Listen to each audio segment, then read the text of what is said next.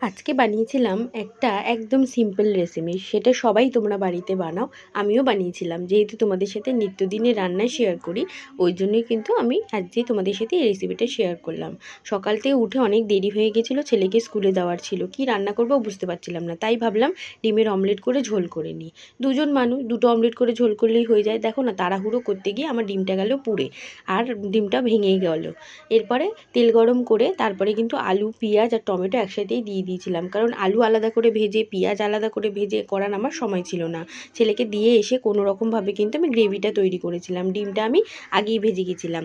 তারপরে দেখো, তাড়াহুড়ো করে এক হাতে ফোন ধরে আরেক হাতে নুন আর হলুদ কিন্তু দিয়ে দিলাম, কারণ আমার ফোন ধরার মতো কোনো লোক নেই, ভিডিও করার মতো লোক নেই, আমি আমার ভিডিও একাই করি। এরপরে কিন্তু আমি একটু আদা বাটা আর রসুন বাটা দিয়ে ভালো করে নাড়াচাড়া করে নিচ্ছি। তোমাদের সাথে গল্প করতে আমার খুব ভালো লাগে। কার আমার সাথে গল্প করতে ভালো লাগে অবশ্যই জানিও, কিন্তু আমি কিন্তু খুব বক বক করি। এরপরে দেখো, তোমাদের সাথে কথা বলতে বলতে আলুটা যখন অর্ধেক একটুখানি ভাজা হয়ে এলো, এরপরে কিন্তু আমি লঙ্কার গুঁড়ো, জিরের গুঁড়ো আর ধনের গুঁড়ো দিয়ে পরিমাণ মতো কিন্তু একটু ভালো করে কষিয়ে নিলাম প্রথমে। তারপরে কিন্তু পরিমাণ মতো জল দিয়ে নিলাম। আমি কিন্তু এই রান্নাটা কিন্তু একটু মাখা মাখা করব।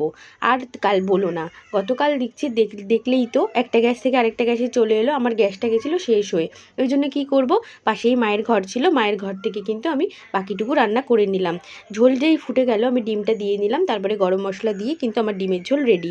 আমার ভিডিওটা কেমন লাগলো অবশ্যই জানিও, ভালো লাগলে লাইক শেয়ার সাবস্ক্রাইব করে দিও। দেখা হচ্ছে পরের ভিডিওটি, ততক্ষণের জন্য টাটা।